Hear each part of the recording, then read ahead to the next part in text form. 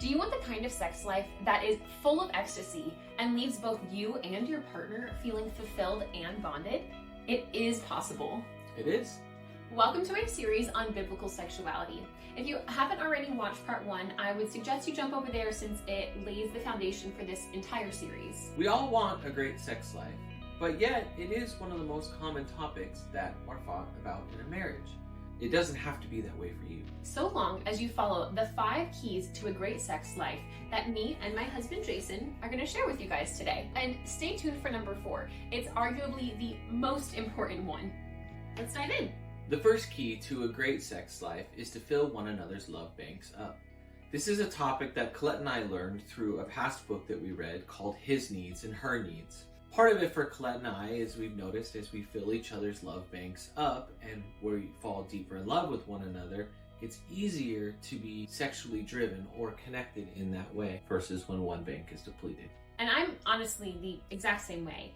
For example, when there have been a lot of withdrawals, like, I've been hurt by Jason, feel unloved, I'm really not interested in sex, but when he has been making a lot of deposits, making me feel very seen and loved, all it takes really is for him to walk in the door and I just want to jump on him.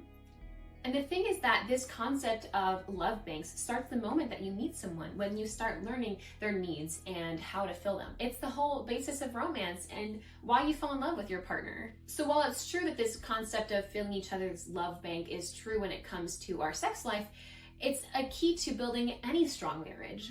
The second key to a great sex life is selflessness. We learn selflessness from Jesus' example in the Bible, and while we try to practice this in every area of life, we do so in the bedroom too. For example, you might not be in the mood. You could have had a long day at work or had a rough night's sleep, or you could have had a conflict with your partner. But the part of being selfless is working with your partner, finding that way to connect. With Colette and I, as we entered into marriage, we were both each other's first sexual partners. And one of the areas that to be selfless is to really learn what made her squirt and what made her feel loved. And this has been a big area of selflessness because, some of the things I may have not liked. And other parts I've had to say, you know what, that's kind of weird. And learn how to walk through it and see it. But also in being selfless, there's a part of both of us having to learn to really love each other's bodies in the way the other person's body wants to be loved.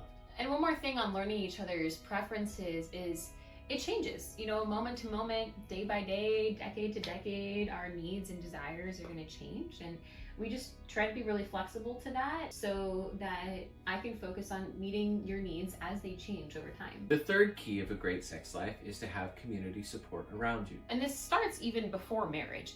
For example, when we were dating, people met with us and helped us work through our communication issues and helped us to have healthy premarital sexuality with our purity.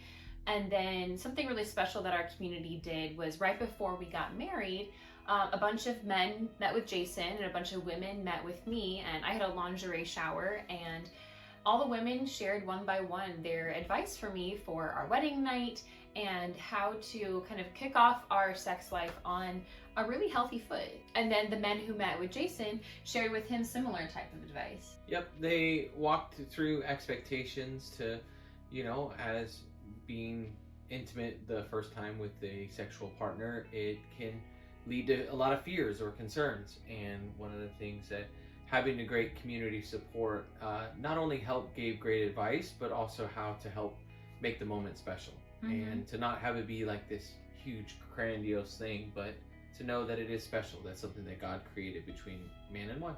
And as you move into marriage, having great community support around you also helps you with having continued great sex life, because sometimes things don't work and you need to get advice on how to connect with the other person, or even how to change things up, to ask people how to have, an encouraging date. Now for number 4, the arguably most important point in this whole video is the 4th key to a great sex life is honesty and openness. Honesty and openness are vital in every part of a relationship, but also are very much in our sexuality too. And once again, this is something we started learning before marriage. And because we started learning this even before marriage, it set us up for more success in marriage. Yes. And what it looked like beforehand was just being open with each other about if we were getting really aroused, or just letting each other know, hey, I need a moment to cool off, or hey, Jason, when you rub my back, if you were to change it up a little bit, it would actually feel a lot better for me. Learning how to give each other that kind of feedback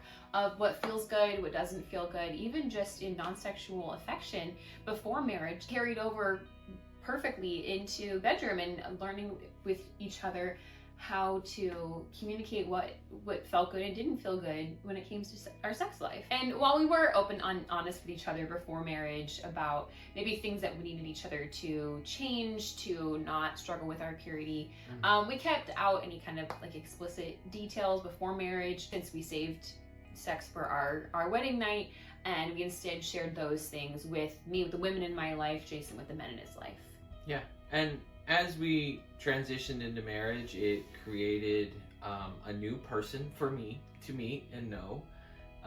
But what I thought was really amazing with that is it allowed me to get to know Colette in a way that was very different pre-marriage and post. And that allowed both of us to connect in a way to share, hey, you know, if you're going to kiss me on my ear, you know, don't have a loogie of spit on your tongue. Or, you know, if you're gonna give me a kiss on the cheek, you know, I prefer it here. And it was nice to be able to have those open conversations as we crossed into marriage and really started to learn just kind of what really makes the other person feel, in some ways, romantically loved, but also very physically loved. And also, one of the good things in marriage is there are going to be things that you don't like. And a great word of advice and wisdom that we got is, don't fake it. If it's not something that you like, or, you know, it's something that doesn't feel good to you, you know, to be able to have those open conversations with your partner and trust that your partner is going to hear you and see you,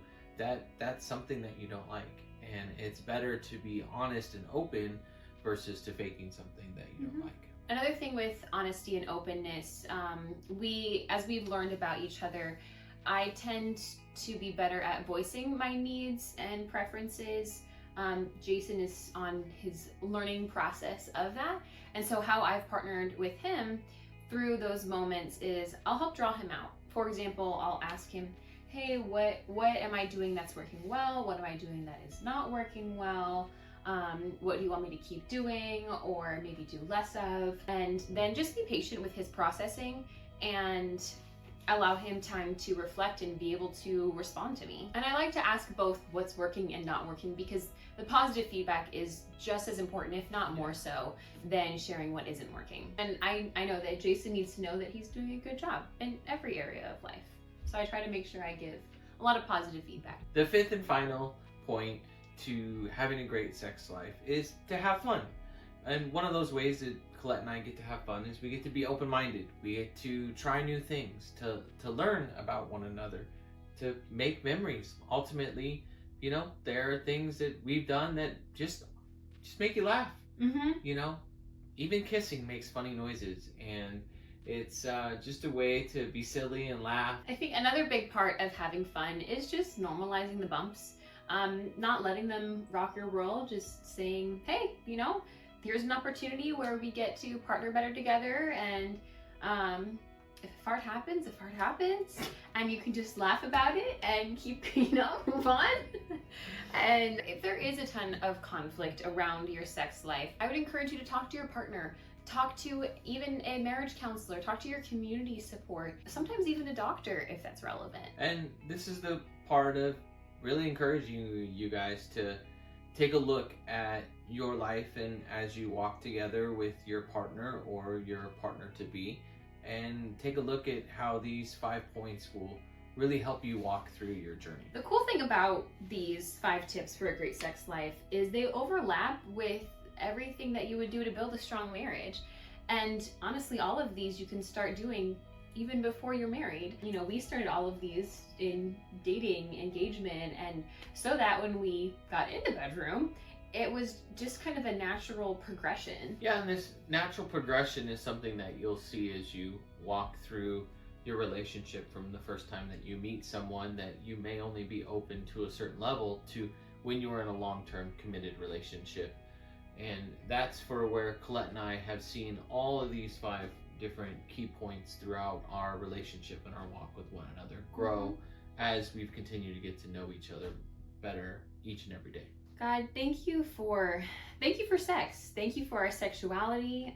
Thank you for the way that you designed us. Thank you that Jason and I get to enjoy that with each other.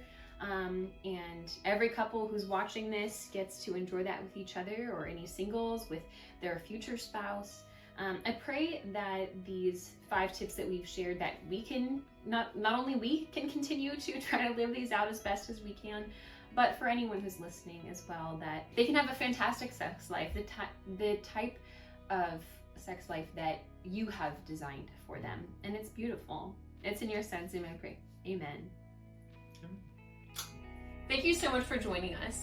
If you want to know more about biblical sexuality, click this link over here. Or you might like this one. Enjoy the bloopers. Mwah!